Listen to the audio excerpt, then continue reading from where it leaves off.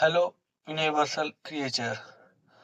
In this frame of time, we will discuss what responsibilities should have to carry a Homo sapien who born on Earth.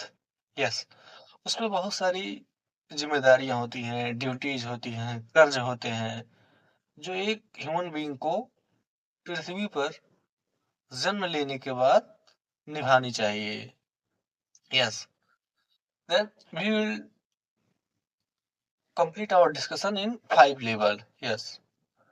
Then first one is family level. आपको पता होना चाहिए, आप जब धरती पे आए तो how much feeling, suffering, pain your mom. Yes. जब एक बच्चा धरती पर आता है तो नॉर्मली एक ही का जन्म नहीं होता, दोनों का जन्म होता है, क्योंकि उस टाइम की जो सिचुएशन होती है वो किसी मौत के साय से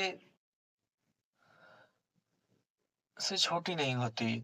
उस टाइम माँ का भी जन्म होता है और एक बच्चे का भी जन्म होता है. Also you can observe his pain to comparison that the average size of shape of cervix, lower part of cervix is 35 to 40 millimeter. और एक बच्चे का जो सर है उसका जो सरकमफेरेंस होता है यूट्रस में आफ्टर 37 वीक्स नॉर्मली 35 से 40 सेंटीमीटर होता है. तो सोचो, जो एक माँ का जो सर्विक्स होता है उसका आकार लगभग 40 मिलीमीटर है और बच्चे का जो सर का सरकमफेरेंस होता है वो 40 centimetre, about 9 to 10 times greater than the circumference of his head. तो सोचो उसे कितना दर्द होता होगा पृथ्वी पर लाने के लिए. When a needle stick in our body, how much we feel pain? Also, it's compare because males never feel the pain of delivery, pregnancy. So only some comparison from which we can feel. उस time जो दर्द होता है वो लगभग 20 हड्डियों के टूटने के बराबर का दर्द होता है. तो उसने ये सब क्यों किया? ताकि जो उसका बच्चा है वो सही से इस धरती पर आ जाए. तो ये हमारे जो पेरेंट्स की जिम्मेदारी है, हमें उसको फील करना चाहिए और निभाना चाहिए, जो भी फैमिली की रिस्पॉन्सिबिलिटीज है. I want to also dedicated a poetry to our mom. Yes, एक छोटी सी कविता है माँ के ऊपर. जिसने इस घनघोर धरा को धारण किया, हाँ, जिसने इस घनघोर धरा को धारण किया, जिसने पावन परिसी पाषाणों का भी पोषण किया, जिसने इस कच्ची काया का कायाकल्प बिन कारण किया, हाँ, बिन कारण किया, जिसने इस नासवर धरा के नासवर नर को साक्षात सौगात स्वरूप नबी व नारायण दिया, हाँ, साक्षात सौगात स्वरूप नबी व नारायण दिया. वो कोई नहीं, वो कोई नहीं, बस माँ की ममता रूपी महाकाव्य कुरान व रामायण है. महाकाव्य कुरान व रामायण है. हाँ, ये माँ की ऊपर एक छोटी सी कविता थी. Now we come on second level, nation level. Yes, you can freely move anywhere in your nation, but it's not free. इसके लिए बहुत लोगों ने शहादत दी है. आपको पता होना चाहिए 1857 से लेकर 1947 के बीच about 35 lakh people killed due to controversy. और अब सेकेंड सीनो जापानीज वार ले लीजिए 1937 से 1945 के बीच में, इसमें 15 से 20 लाख लोग मारे गए, मेनली इन चाइना। और आप सोचिए, जो हम इतनी आसानी से अपने देश में इधर से उधर आते जाते हैं, कहीं भी जाते हैं, तो ये फ्री में नहीं है, इसके लिए बहुत लोगों ने शहादत दी है। और ये, अगर आप एक किसी भी देश में पैदा हुए हैं, तो आपका फर्ज बनता है आपके देश में जितने भी सारे प्रॉब्लम्स हैं, कंट्रोवर्सीज हैं, उनको खत्म करना चाहिए। आप ही ले लीजिए 1984 में जो एंटी सिख मूवमेंट हुआ, जो भी हुआ, इसमें 8 से 10,000 लोग मारे गए। या आप 2002 का गुजरात राइट्स ले लीजिए, जिसमें एक ट्रेन में आग लगा दिया गया, इसमें 2000 लोग मारे गए। तो आप जिस भी कंट्री में हैं, आपको ध्यान रखना चाहिए कि आपके कंट्री में कोई इंटरनल सिविल वार ना हो, या आपके लोगों को कोई दिक्कत ना हो। जैसे 2011 में जो सीरिया सिविल वार हुआ, उसमें कई लाख लोग मारे गए। तो आपको अपने देश का, अपने देश के लोगों का केयर करना है। अभी आप बिहार में एक कम्युनिटी है, Musahar community. Are you know why they called musahar? Because they eat rats, because they have no food. Yes, अब तो कम ही है, लेकिन पहले तो और भी ज्यादा, जब वहां पर गरीबी थी, तो वो लोग मूस खाया करते हैं या खाया करते थे, क्योंकि उनके पास खाने के लिए, पेट भरने के लिए नहीं है फूड। या आप राजस्थान का एक गांव है, भरतपुर डिस्ट्रिक्ट में कई सारे गांव हैं, women sold their body for money. हाँ, उनके पास भी कोई एम्प्लॉयमेंट नहीं है, तो वो अपनी बॉडी को बेचते हैं। सोचिए, हम जिस देश में रहते हैं, वहाँ कैसे कैसे टाइप के लोग होते हैं, जो कैसे कैसे प्रॉब्लम से सफर करते हैं। तो हमें उन सबकी देखभाल करना चाहिए। अगर आप किसी नेशन में पैदा हुए हैं, तो आप अपने सभी नेशन के लोगों का ध्यान रखिए। ये आपकी एक जिम्मेदारी है, आपको इस जिम्मेदारी को समझना चाहिए। ये थी नेशन लेवल की जिम्मेदारी। And the third one is world level. Yes, you have to feel as your mother, father, in family level, same as in world level. You have to consider that whole world is your family। और आपको संसार में जितने भी लोग हैं, उन सभी को अच्छे से ट्रीट करना चाहिए, उन सबको ध्यान रखना चाहिए। But there a lot of danger for world people. उसमें कई सारे खतरे हैं जो आ सकते हैं, या हमारे पास्ट में आए हैं वर्ल्ड में, जिससे पूरी पूरी ह्यूमैनिटी खत्म हो सकती है। तो हमें उन खतरों को ध्यान रखना चाहिए, और इसको हम 10 पार्ट्स में समझेंगे कि किस किस टाइप के डेंजर हैं जो ह्यूमैनिटी को डिस्ट्रॉय कर सकते हैं कंप्लीटली। तो दो, first one is zombie attack। Yes, have you here about a zombie ant? हाँ, ये मेनली अमेज़न के जंगलों में, अमेरिका के कुछ पार्ट में, और ये ऑस्ट्रेलिया के नॉर्थर्न पार्ट में पाए जाते हैं। जॉम्बी एंट एक फंगस होता है, ओफियोकॉर्डिसेप्स।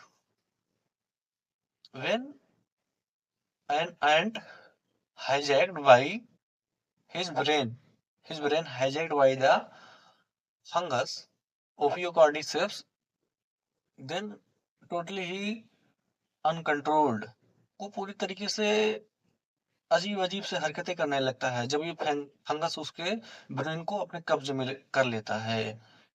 वो अपने जो भी चींटी है, वो अपने नेस्ट से कहीं दूर भाग जाएगी, पेड़ों की ऊँचाइयों पर जाएगी, पत्तियों पर, वहाँ पर रहेगी, वहाँ से कूदने का प्रयास करेगी। और जब ये चींटी मरने लगेगी, तो ये फंगस होता है, वो इंस्पिरेशन करेगा कि वो ऐसे एक आइडियल प्लेस पर जाए, जहाँ से ये और भी एंट्स हैं, जो उनको इन्फेक्ट कर सकते हैं। तो इसलिए जब ये आंट मर जाती है, zombie ant, when it's died, fungus never died. Also it's growth from his brain muscles. और जो भी उसकी दोस्त चींटियां हैं, उनको भी इन्फेक्ट कर देता है। ये फंगस नहीं मरता ज़ॉम्बी एंट के मरने के बाद भी, उसके शरीर से बाहर निकलेगा और जो भी दूसरी एंट हैं, उनको भी इन्फेक्ट कर देगा। तो आपको समझना चाहिए, अगर ऐसा कोई फंगस आया या कोई भी बैक्टीरिया वायरस आया ह्यूमन बीइंग में, अगर ऐसा अपने जो भी पावर है, जो भी इन्फेक्शन है, अगर उसको फैला दिया, तो ये जो ह्यूमंस हैं, ये भी ज़ॉम्बी बन जाएँगे और ये पूरे ह्यूमैनिटी को डिस्ट्रॉय कर देंगे। Also you can see from movie The Attack of Zombies। तो, जो फर्स्ट वन था खतरा पूरे वर्ल्ड को, वो था zombie attack, and the second one is world war third. Yes, everyone know about the danger of world war three. Yes, ये हो सकता है कभी भी, आपको पता ही होगा। World war first and second में about 100 million people killed। yes, about 100 million। 1 million में 10 लाख, सोचो 100 लाख लोग मारे गए, 100 लाख मिलियन पीपल मारे गए world war first and second में। अब तो ह्यूमंस के पास न्यूक्लियर वेपन भी है, तो let us think, if it's happen also, no one can be survive. तो हम सभी मारे जाएंगे अगर ये वर्ल्ड वॉर थ्री हुआ। तो एक होमोसेपियंस, एक ह्यूमन जो भी अर्थ पर जन्म लिया है, उसको भी सोचना चाहिए, अगर वो, जैसे वो अपने फैमिली लेवल में अपने मम्मी पापा से प्यार करता था, तो उसको अपने वर्ल्ड से भी प्यार करना चाहिए और वर्ल्ड वॉर थ्री के डेंजर को रोकना चाहिए। And the third one is uncontrolled AI. Yes, uncontrolled AI. Have you noticed how many people have been jobless from coming of AI? Yes, AI बुरा नहीं है, लेकिन 2024 में लगभग 200 मिलियन पीपल जॉबलेस हो गए। 2025 में 160 मिलियन से पीपल अभी तक जॉबलेस हो गए। तो जो एक पर्सन के पीछे उसकी पूरी फैमिली होती है, अगर वो जॉबलेस हो जाए, तो ये पॉवर्टी, लैक ऑफ फूड, ये पूरे वर्ल्ड में हो जाएगा। Also the coming of AI is not bad, but we have to notice how much of pain having world people. जब वर्ल्ड के एक पार्ट में अगर कोई मून पे जा रहा है, स्पेस पे जा रहा है, और दूसरे के पास खाने को नहीं है, तो हमें सभी को साथ लेकर चलना है। अब जो इसी का एक पार्ट है किलर रोबोट्स। यस, अगर ये एआई हमारे कंट्रोल से बाहर हो जाए, ह्यूमंस के कंट्रोल से बाहर हो जाए, तो it's also a war. It's also changing, it's a war. एक वार ही हो जाएगा ह्यूमंस और ये आर्टिफिशियल अनकंट्रोल्ड आर्टिफिशियल इंटेलिजेंस के बीच में। तो हमें इस पर भी काम करना चाहिए कि जो ये एआई है ये अनकंट्रोल ना हो जाए, नहीं तो ये जो एआई है ये वर्ल्ड को डिस्ट्रॉय कर सकता है। And the fourth one is pandemic disaster. Yes. Also, you have noticed how many people died in Corona. Yes. About 70 lakh people died in Corona. And same as 20वीं century में smallpox आया था जिसमें 200 million people से भी ज्यादा मारे गए। 14th सेंचुरी में ब्लैक डेथ आया था जिसमें 15 से 20 मिलियन से ज्यादा लोग मारे गए। पूरे वर्ल्ड वाइड था ये जो ब्लैक डेथ था, ये पूरे वर्ल्ड में था। उस टाइम बहुत सारे लोग मारे गए सभी कंट्रियों से। तो हमें नोटिस करना चाहिए कि ये अगर इस तरीके की कोई भी महामारी आती है तो जो ह्यूमैनिटी है ये अपने आप ही डिस्ट्रॉय हो सकती है। Also when ever a person died, तो केवल वही नहीं मरता, उसके पीछे जो फैमिली होती है वो भी लगभग मर ही जाती है। तो हमें अपने वर्ल्ड के लोगों का ध्यान रखना है कि कोई अगर पेंडेमिक डिजास्टर फ्यूचर में आता है तो हमें सभी लोगों को कैसे बचाना चाहिए। Yes, you have to work on stop of pandemic disaster. And the fifth one is ecological collapse, ocean anoxia. Yes, आप ही सोचिए अगर पूरे अर्थ पर मधुमक्खियां ना रहें तो ये जो खाने का संकट है ये पूरी तरीके से इंसानों पर आ जाएगा क्योंकि पॉलिनेशन हो नहीं पाएगा, फूल बन नहीं पाएंगे, फूल नहीं बनेंगे तो फल भी नहीं बन पाएंगे और कोई भी सब्जी कोई भी फ्रूट ये नहीं हो पाएगा।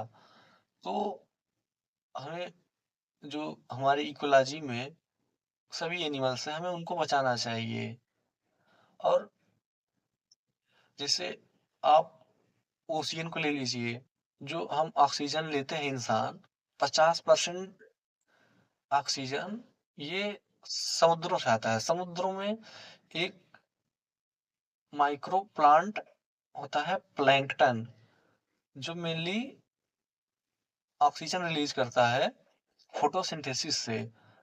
लेकिन अब इसको भी खतरा है क्योंकि increase of temperature of ocean and wastage, plastic wastage destroyed plankton, ये प्लैंकटन भी खतरे में आ रहा है। और जो भी मरीन एनिमल्स हैं जैसे व्हेल मछली है, ये अपने पूरे लाइफ साइकिल में 30 टन के लगभग CO2 एब्जॉर्ब करती है। अगर ये जो इकोलॉजिकल इम्बैलेंस है अगर ये हो गया तो ह्यूमैनिटी को डिस्ट्रॉय हो जाएगी। And the six one is global warming. Yes, everyone know well way what is global warming, how can it destroy whole humanity। आपने जो एक पृथ्वी की बहन है वीनस उसे देखा, वो hottest planet of our solar system है। Why? Because increase of CO2 gas in the environment of Venus, its temperature about 462 degree Celsius. अभी सोचो अगर पृथ्वी पर भी कार्बन डाइऑक्साइड का लेवल बढ़ता है तो जैसे वीनस का हाल हुआ है सेम अर्थ का भी हो जाएगा। तो आप मालदीव कंट्री को देखिए, वो डूब रही है। Yes, it's goes into water. 2050 तक वो 50% वाटर में चली जाएगी। And the last of 21st century completely go into the water। तो कहीं हमारी जो कंट्री है वो भी समुद्र में ना डूब जाए, ये आपको ध्यान रखना पड़ेगा। और ये किस रीजन से होता है?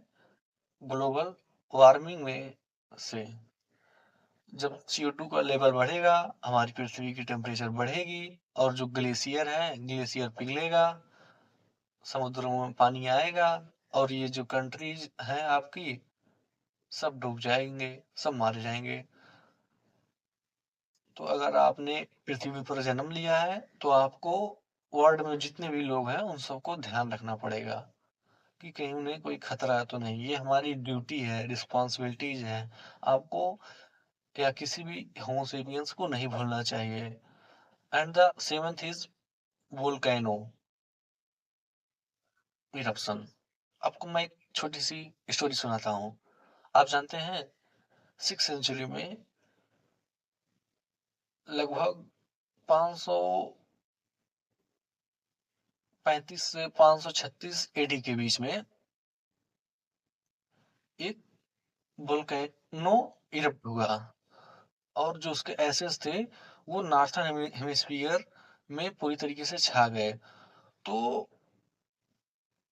लगभग 2 सालों तक अंधेरा रहा, कोई फसल नहीं हो पाई। सभी लोग समझने लगे हुए कि भगवान, हमारे जो भी गॉड है, वो इंसानों से नाराज हो गए हैं।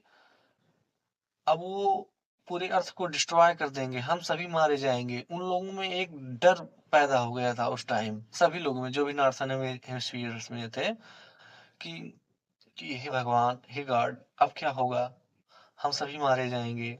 सोचो, 2 साल तक अगर सूरज ही ना उगे तो कितनी ठंडी बढ़ जाएगी। About 2.5 degree Celsius to 4.5 degree Celsius temperature हो गया था। तो सभी लोग ये मान चुके थे कि अब कभी सूरज नहीं आएगा और वो सभी मारे जाएंगे।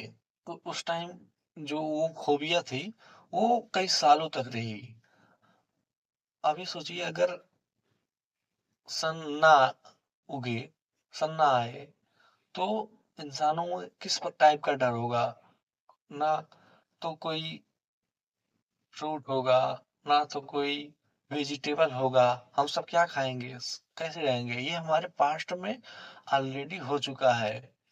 तो हमें ये ध्यान रखना चाहिए कि अगर कोई वोल्केनो इरप्शन होता है तो हम उससे कैसे बचे, और हम अपने लोगों को कैसे बचाएं। आपको इसको ध्यान रखना पड़ेगा।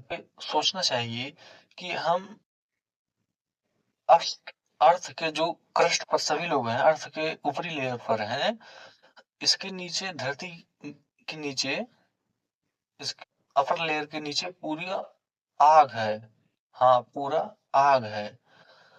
ये जो फायर है ये कभी भी वोल्केनिक रूप में बाहर आ सकता है। How can you save your people from the volcano eruption? You have to always think, अगर कहीं भी धरती से ब्लास्ट हुआ तो ये जो कोर में जितनी भी आग है, मेंटल में भी है, तो ये लावा के रूप में ये बाहर आएगा और सभी लोग मारे जाएंगे। And the eighth is earthquake। You have to notice in 20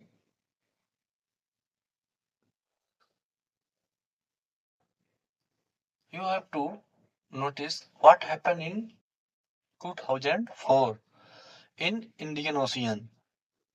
उसमें earthquake आया और ये 2 लाख से भी ज्यादा लोग मारे गए। उनके जो शेल्टर थे, घर थे, सभी बह गए। कैसे बह गए? अर्थक्वेक आया, अर्थक्वेक से सुनामी आया, और ये मेनली जो इंडियन ओशियन की कंट्रीज पड़ती हैं उन सभी में ये तूफान आया, सुनामी आई,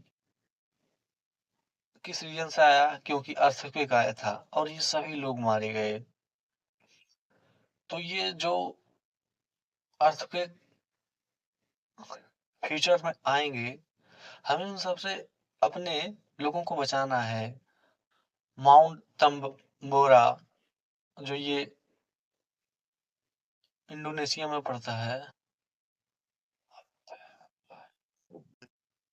तो इन सभी अर्थक्वेक से हमें अपने लोगों को बचाना है।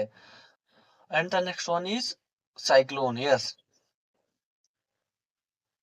आपने 1970 में जो भोला साइक्लोन आया था, बे ऑफ बंगाल से बना था, और ये मेनली बांग्लादेश को हिट किया था। उस टाइम ये ईस्ट पाकिस्तान था। तो उसमें 3 लाख से भी ज्यादा लोग मारे गए। तो ये जो इम्बैलेंस ऑफ टेम्परेचर है एंड प्रेशर, ये आपको इसको भी समझना है और इसको भी ध्यान रखना है कि अगर कोई भी तूफान आता है, हरिकेन आता है, तो इसको कैसे बचाए हम इसको ह्यूमिडिटी से, ताकि इसको डिस्ट्रॉय ना कर पाए कोई भी साइक्लोन। आपको इसको भी जानना पड़ेगा। And the 10th is cloud burst. Yes, recently अभी जो पंजाब में फ्लड आया था, आप देखे, इसमें कई लाख लोग अफेक्ट हुए इससे। तो ये किस रीजन से हुआ था? मेनली ये हुआ था क्लाउड ब्रस्ट से। तो वहां की जो सतलज, ब्यास, रावी, ये जो रिवर है, इनमें काफी पानी आ गया था। वो कहाँ से आया? ये जो उसके आउट ऊपरी पार्ट्स में क्लाउड बर्स्ट हुआ था, वहां से आया। तो जब कोई फ्लड आता है, तो केवल लोग ही नहीं मारे जाते, जो उनके क्रॉप्स हैं पूरी तरीके से पानी में डूब जाते हैं। ये जो नदियां होती हैं, ये खेतों को काट ले जाती हैं, और जो उनके घर हैं, जो भी उनके मकान है, पूरी तरीके से बर्बाद हो जाते हैं। After the coming of flood spread a many disease, तो वहां पर बहुत सारे बीमारियां आ जाती हैं। तो आपको इन सबको ध्यान रखना चाहिए। या 2013 में जो क्लाउड बर्स्ट हुआ था उत्तराखंड में, वहां पर 8 से 10 हजार लोग मारे गए।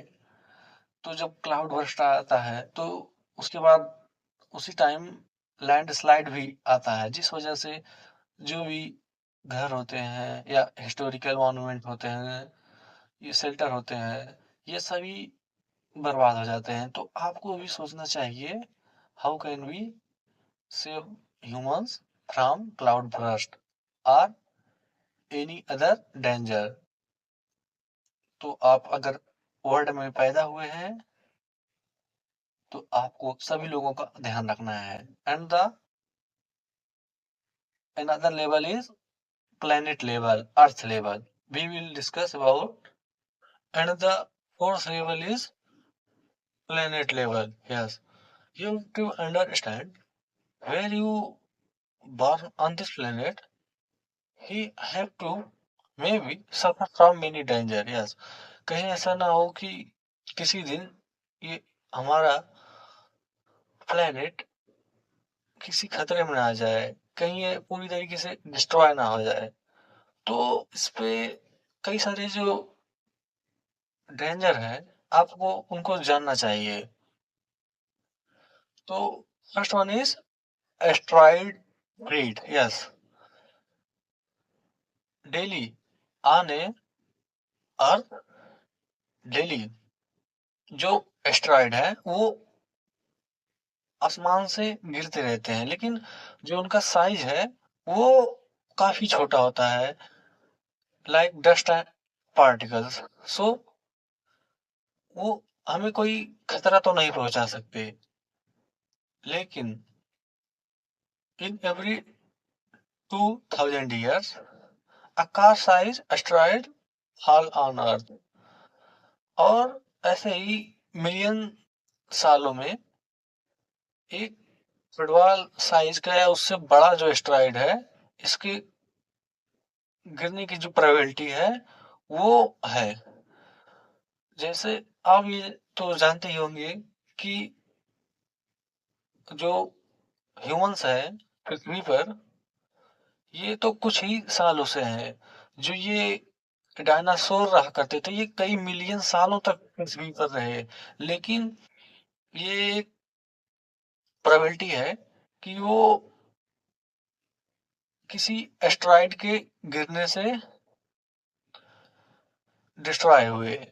तो आपको ये सोचना चाहिए और इसका सॉल्यूशन भी खोजना चाहिए कि कहीं ऐसा ना हो कि यूनिवर्स से कोई एस्ट्रॉइड कॉमेट हमारी पृथ्वी पर आए और सब कुछ डिस्ट्रॉय कर दे। तो आपको ये जानना चाहिए। And the second part is sun swallow earth.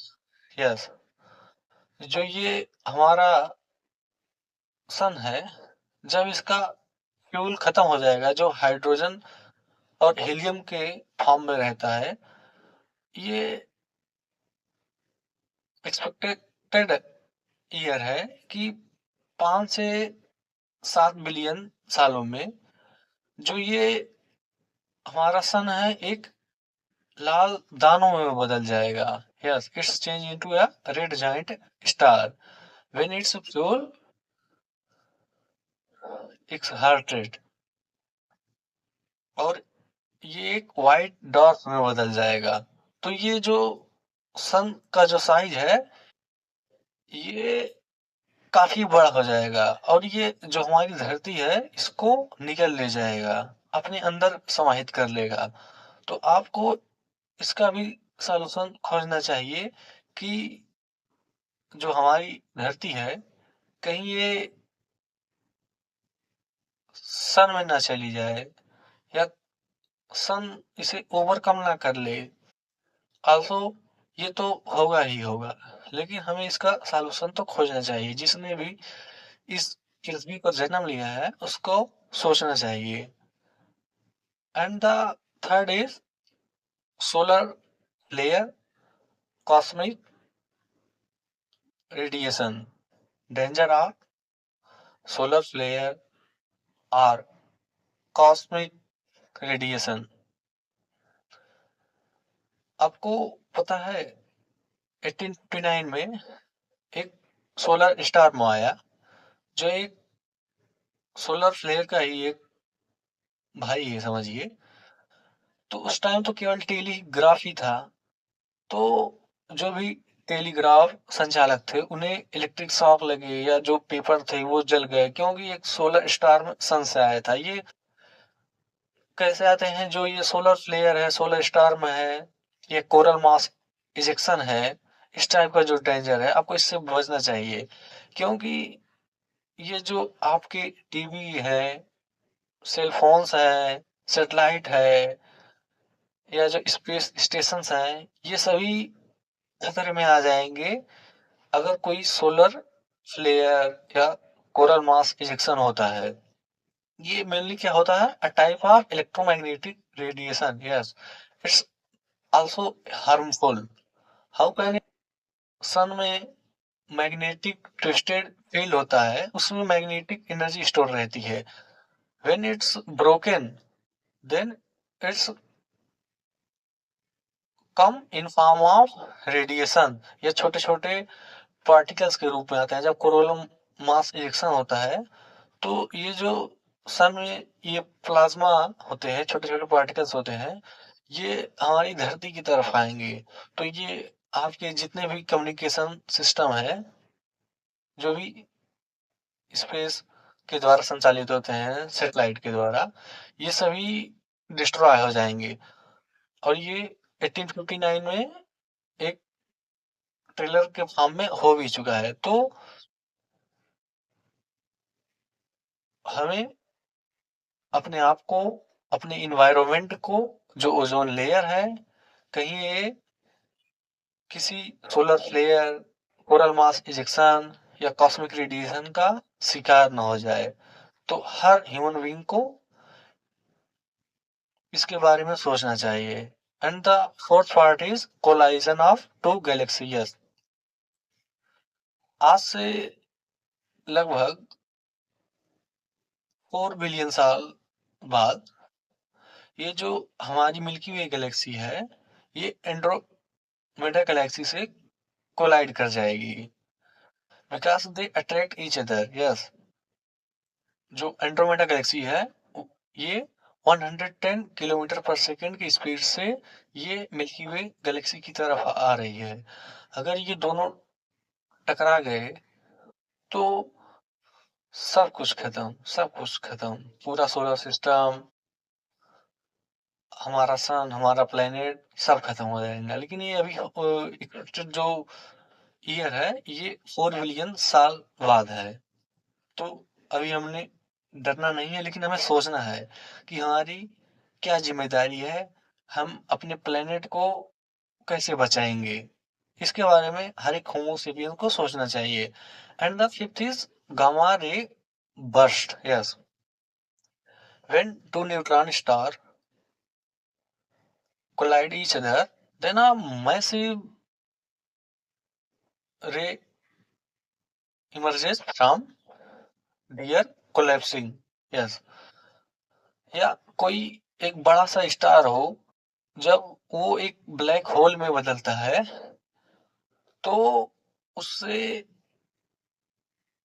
Gamma ray निकलती है, एक्सरे निकलती है, जो कई लाइट ईयर दूर होने के बाद भी हमारे सोलर सिस्टम को डिस्टर्ब कर दे सकती है।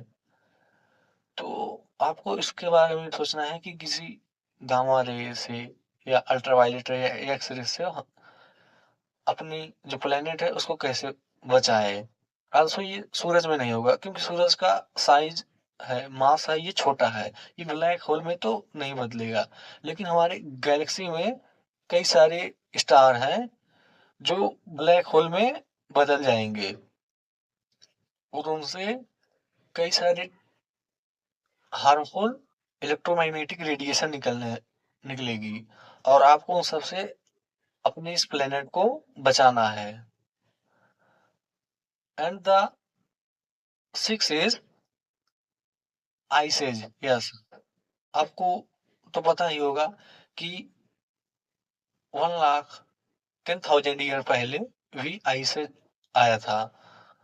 आइस एज मेनली क्या है कि जो ये पूरी पृथ्वी है ये बर्फ के कई किलोमीटर चादरों में लिपट जाए। यस, पूरी पृथ्वी पर जैसे अंटार्कटिका पे आर्कटिक ओशियन में ग्लेशियर है, अगर ऐसी ग्लेशियर या बर्फ की जो चादरें हैं ये अगर पूरे अर्थ पर आ जाए तो कोई तो नहीं बच पाएगा।